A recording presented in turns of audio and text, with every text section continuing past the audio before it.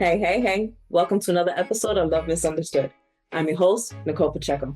Alongside here is my co-host, Nigel Kettle, who is a life coach and an author. We also have our guest hosts, Lanasha Prescott and Janae Davis. Today's episode, why do good relationships go bad? First thing that comes to my mind is, was it good in the first place? A good relationship, how do we define that? We're going to find out deeper how we can define what a good relationship looks like and what it should actually be. Because in nowadays of the world of social media, what things look like and what they actually are do not always coincide with each other. Anasha, what do you think about today's subject? How a Oh, I'm good excited to dive into it. Let's do it. um, I think that people underestimate a relationship and they Okay. don't understand what a relationship takes in order for it to be successful. So, um, I have a lot to say. Why is it that good relationships go bad? There's a lot of different factors to it, honestly. But I don't want to start today. I want somebody else to take it Okay. away and then I'll jump in after that. Go ahead, Janae, you take it away. What makes a good relationship go bad? I think one of the main issue or topic or reason for that is that they grow apart. People change. And I hear this from a lot of older people because they a lot of women who are older. Once they get married, the person that they're married to instantly change. That's Mm-hmm. what I hear from growing up. So I think that's one of the main reasons. But I want to introduce this. I don't think that actually happened. I feel like the person exhibited signs of being a bad person before they actually get married. So Ooh, that's my thought on the subject. What are your thoughts? nice. Lanasha, what are your thoughts on this? Oh wow. You hit the nail on the head, Janae. Wow. Yeah, I mean I agree with you in terms of people growing apart. Now I feel like there's certain factors that kind of like that add on to that, right? Or that makes people grow apart where they're no longer like emotionally connected with each other. The lack of communication, and you know for a fact that if you ask any old person or any old married couple what is the key to a marriage, they will say communication. And I feel like once that goes down the drain, yeah, I think it's clipped. It's clipped. And then also like a part of growing apart is, changes in what a person values or like what is it that they like to do. Because we're all constantly evolving, right? Like, so the things that we like and the things that we dislike, they change over time.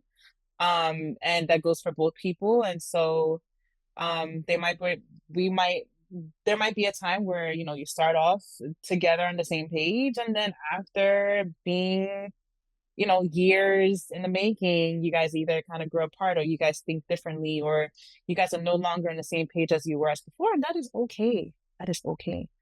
Um, so yeah, a lot of different factors. As I said, I brought up a couple of them, but I also want to hear from you folks, Nigel and also Nicole. What do you guys think makes a good relationship goes bad? What I'm hearing from Lanasha and also Janae is another keyword, evolution. Things change, time changes, we grow. What do you think about all this, Nigel? Yeah, this is a pretty interesting topic here. Um, between both Lanasha and Janae, you've hit on so many points. So what I'm going to do right now is just clarify some of those points. Janae, you said that you know of relationships where people get married, and the term you used was immediately change. No, and I can't tell you how often I've heard that from people. And it goes back to one of the podcasts we did a couple of weeks ago, Mm-hmm. where we tend to, in a relationship, when we're dating, we tend to sell people on this ideal image of ourselves, not the true real person that they're marrying. Gotcha. But once we get married, we find that we now feel comfortable. So now we feel that we can be relaxed and be who we are.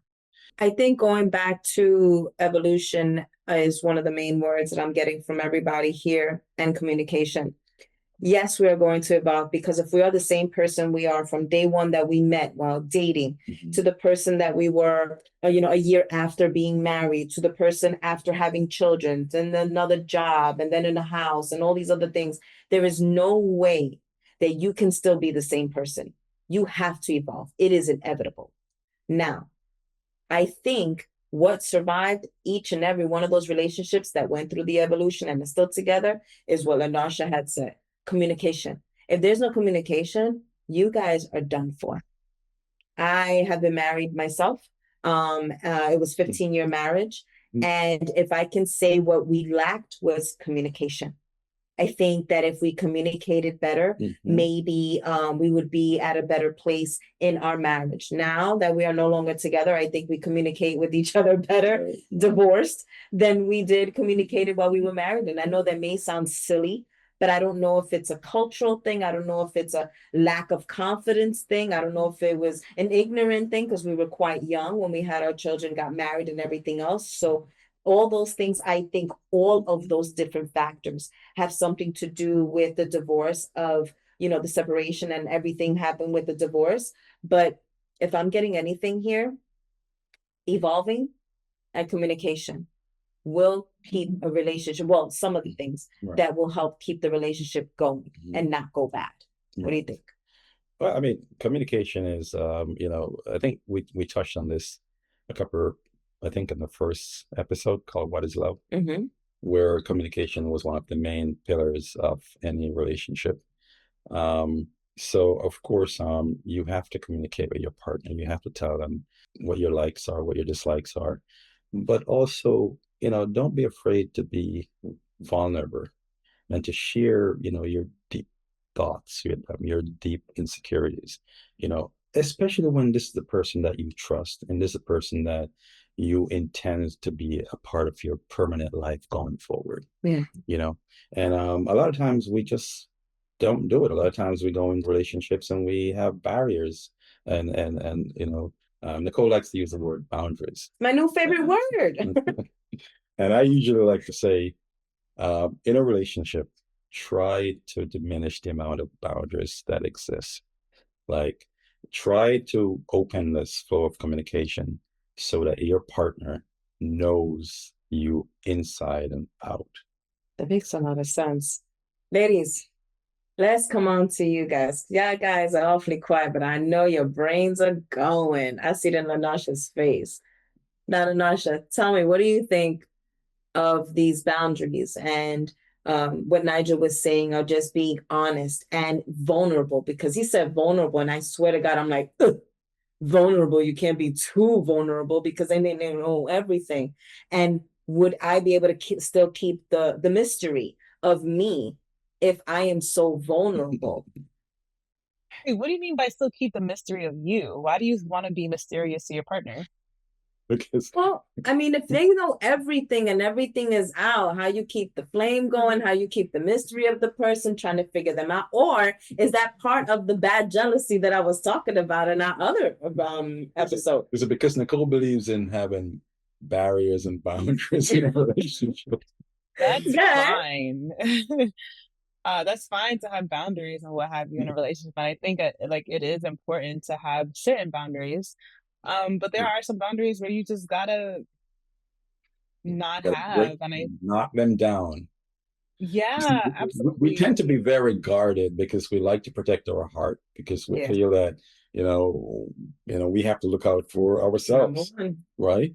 But the more you do that, the more you're putting up this wall between you and your partner. And so the objective is to find a partner that you feel comfortable sharing with.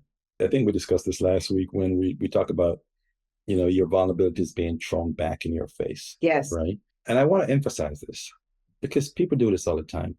If you're in a relationship with somebody that is not compatible with you, then walk away. Like, too many people like stay in relationships that are just not working, and they know it. We know it in our guts. We know that this person's not right for us, but we still keep holding on, holding on. Sometimes we're afraid to move on. We're afraid to go start over again. And this we're doing at our own demise. So just like, if I could give one advice to everybody, be brave. If your relationship is not working, leave it alone.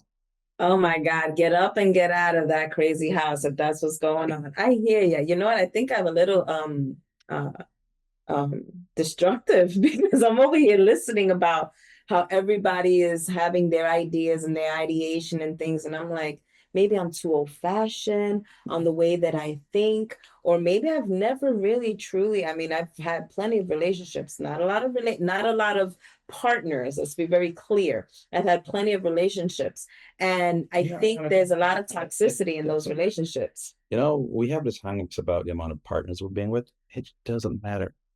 It doesn't matter. Nothing's gonna go wrong with your body. So, like, I hate to say this, but we have such big hang-ups about how many men you've been with, or women you've been with. It doesn't matter. I said to somebody last week that they're dating this guy and it's been for a while now. And I said, so how was that part? And they're like, well, we haven't gotten to that part yet. And I'm like, okay, it's been 2 months. Oh, wow. Now, if I was in a relationship with somebody and 2 weeks pass, I'm moving on. Wait, 2 weeks passed without what? No. What? Yeah. No. Yeah. No. What are we doing? How did this like Wait. I want to be ready. Right. Hold on, ladies, because I got so many questions, but maybe this is one of yours. So that means you just met somebody. Within those 2 weeks, y'all got to have something going on, or within, what do you mean by that clearly? Like, because I'm thinking, what the heck? All right. So, I mean, everybody have the threshold, Yeah. of how long you date somebody before you actually, Right. sleep with them. Right. There's like a 3-date rule type of crap. I don't know what the hell. I've dated in a long time. I have a pretty small threshold. Date 1. The bottom line is you go with the moment, like if you're with a person, you're enjoying yourself, and things get hot and heavy. Yeah, things get passionate, which, if you really care about somebody, it does get to that stage pretty. The more attracted you are to somebody, the more inclined you are to want to express yourself, in a more whole, more complete way. Okay. And I feel that expressing yourself, through touches. Right. I feel that if you want to like express yourself, sexually, then it should be okay to do that without fear of being judged or because at the moment that is what you feel like. I'm gonna skip this on because we have another podcast that's coming up that's dealing exactly with this. So let's go back to it. Why do good relationships go bad, ladies? What do you think about this? And where do you think the good turned into bad? I think it's the time. I think especially during like your early years, like in your 20s in college time, like it's a very stressful period. So I feel like the stars aren't aligning and time is not on your side. So I'll basically say that it depends on where you met that person, what time in your life you met that person, and how you progress. Okay, I can see that. I can see what they're talking about from that. What about you, Lenasha? Good relationships go bad when, men like Nigel want to have sex immediately in the relationship. I'm kidding. I'm kidding. Yeah, girl. I'm kidding. I'm so kidding. That was good. I loved it. I'm kidding. No. But in all seriousness, again, it's just communication, making sure that like you're not sweeping things under the rug or like holding on to grudges, and understanding that, a relationship it constantly changes. There's always an evolution in the relationship. Whether that means that one person stays the same and the other person is growing, or both people are growing. It brings back to what Nigel was saying. Be your true self from Jump Street. Be who you are, regardless to the good, bad, and indifferent. Be who you are. Be honest. Be real. Be genuine. And if you want to just, enjoy yourselves that same night that you finally meet, then so be it. If you want to wait a month or 2 months or whatever the case may be, so be it. But as long as it's consensual with both, that both feel the same way, I don't see what's the wrong. I think we were just in shock of the 2 week comment, but that's a whole other conversation that we could make a whole show about. So, one of the main things that relationship lose is excitement. Fast. And I can't think of anything else in relationships that cause it to go sour than excitement.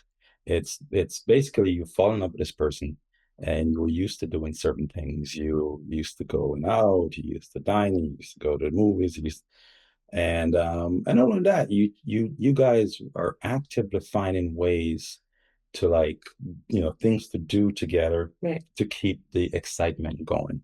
A lot of times, once we have this person and we say, okay, this is my boyfriend, this is my girlfriend, my wife, then we believe that we can relax now. And that's when, and if both of you relax, fine. But usually there's one person that wants a little bit more of what you had then. And that's when things start, that's when you start desiring something more interesting again. Once you start losing that excitement, you're looking for it elsewhere. Very true. And this is when other people that you see, out there, Tom is more excited. Tom loves to do this. It's more in line with what I like to do. That's when you start entertaining, thoughts of other people. Be aware that you have to keep things interesting. If you don't, your relationship is going to fail. I agree. And a lot of people live in relationships that have failed years ago. They're dead. They're miserable in it, but they still live on in these relationships from day to day. And there's no joy in it. There's no fulfillment. There's no passion, but they just live on and they die old. And that's just horrible and miserable. And I don't know, you guys probably don't spend a lot of time talking to this. I've been writing since I was in my teens. And all I did was interview people about most of my writings were about relationships. And you'd be surprised how many people are in relationships that have been in it for years and they're miserable. They hate each other. Oh, that's another thing. Women that stay in relationships that they're miserable. Why? Let's talk about gender, not gender roles, but relationship roles. Do you think that plays into what a relationship, if it started good and turns out bad? Do you think that the societal ways of the way we should be living, do you think that takes a part in it? And if it does or doesn't, explain why. I feel like at the beginning of the relationship, women try to be more submissive because they're looking for their husband. They want to make sure that society doesn't shame them for not having a husband when they're 35 or something like that. It depends on the age limit.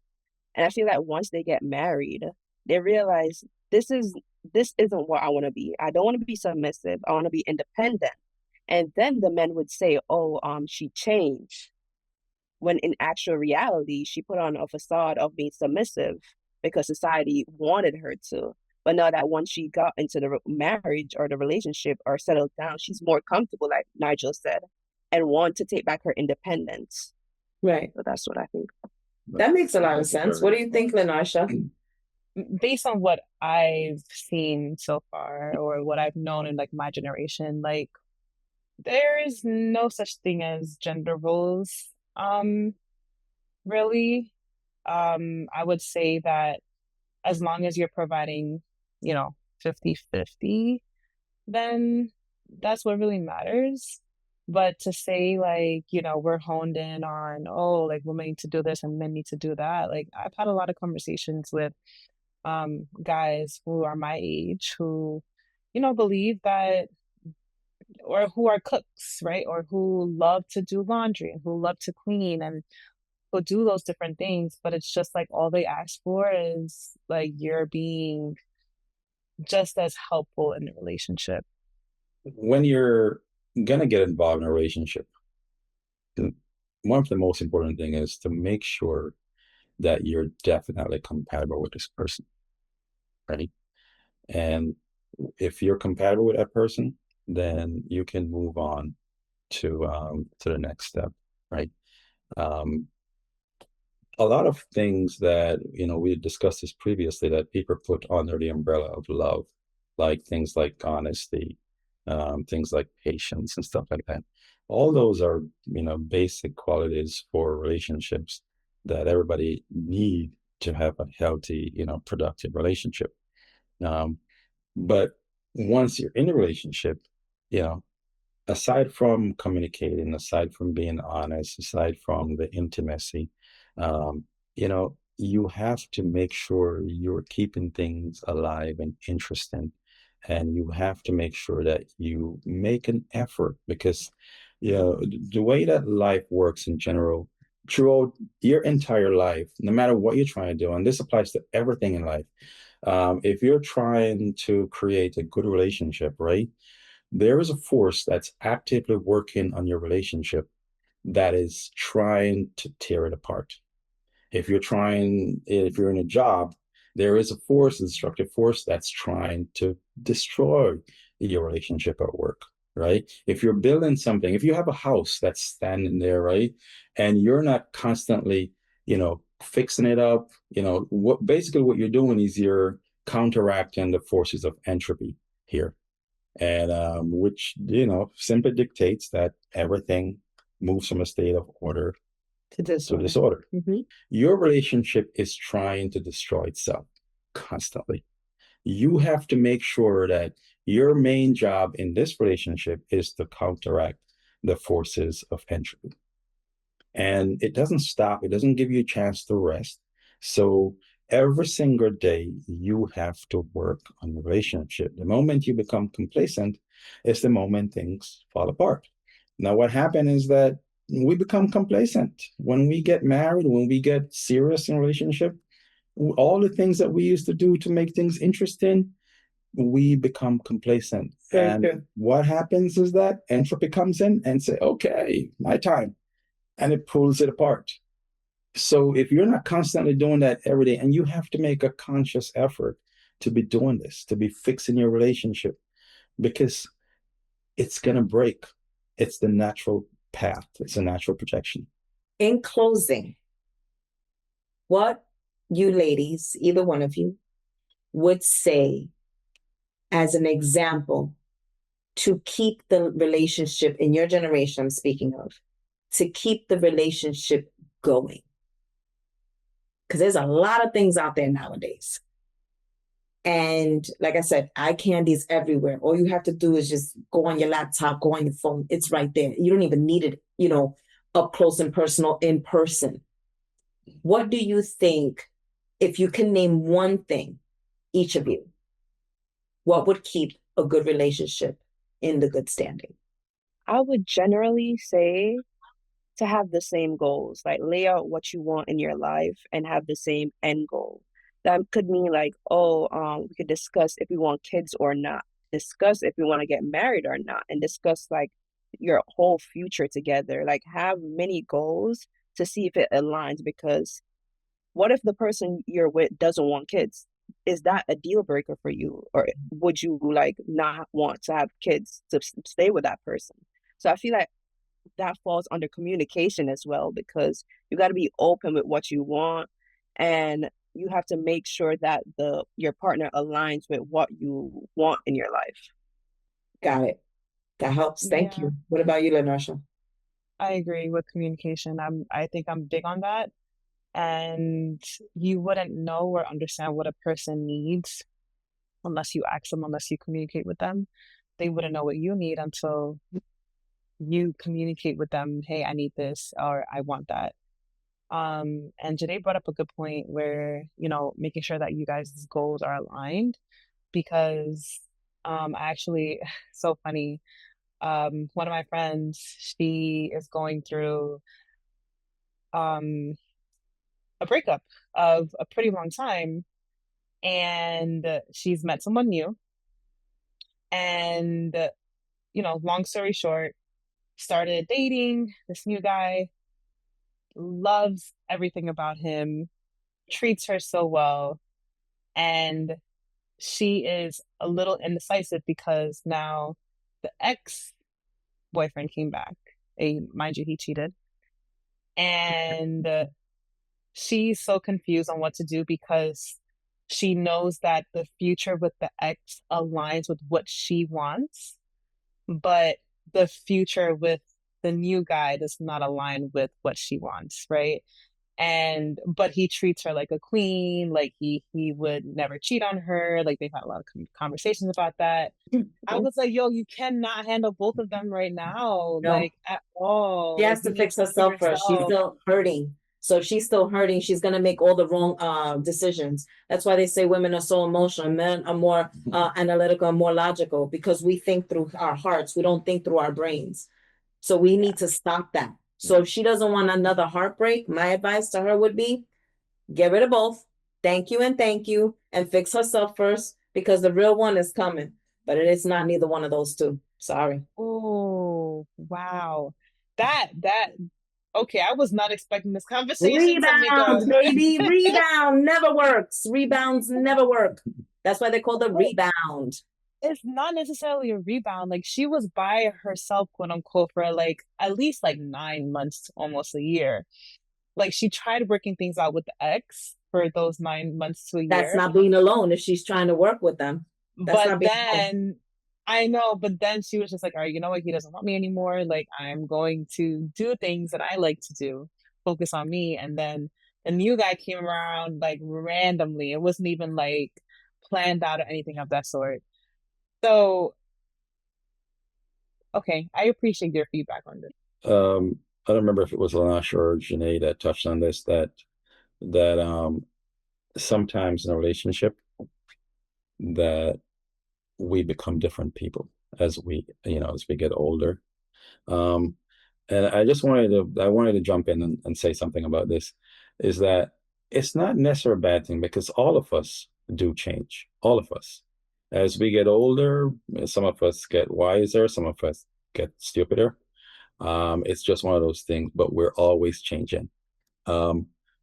We have to be aware that our partner is changing also. And we have to be prepared to deal with that because, if they're changing and you're rigid in your ways, then, of course, the relationship is going to fall apart. Yeah. So while you change, and because you want your partner to accept you're changing, just be a little bit lenient too and know that she's going or he's going through, his or her changes, and you just have to adjust accordingly if you really want this relationship to work. If you find that the changes are too drastic and you can't deal with it, then move on. And especially people that are up in like older people, don't wait, don't hang around. If you find that and we usually know this pretty well, like once you're dating somebody or you're going out, it's your boyfriend, girlfriend, you're going around with somebody, that this is going nowhere. That this is not the person you're going to end up marrying or having kids with. Why waste time? Why not push that person away and move on so you can find the right person, and don't be afraid, to like be alone, because a lot of us too just don't like to be alone. So don't waste time. Cut ties, find the right person, and move on. Keep it pushing. With that said, that's a wrap for this episode. Don't forget to follow our page, comment, like, and subscribe to our channel on YouTube and Instagram and Facebook. For more episodes, in-depth articles, exclusive insights on love and relationships, or to provide feedback and suggestions, please visit lovemisunderstood.com. Also, don't forget to subscribe to our newsletters. Love Misunderstood podcast series was created by Nigel Kettle. This episode was hosted and produced by Nigel Kettle and Nicole Pacheco. with extended guests Lenarsha Prescott and Janae Days. Production assistant Celeste Rosario. Special thanks to everyone who submitted questions and comments. We value your input and feedback. Keep them coming. Love Misunderstood is a Kettle Media Concepts production.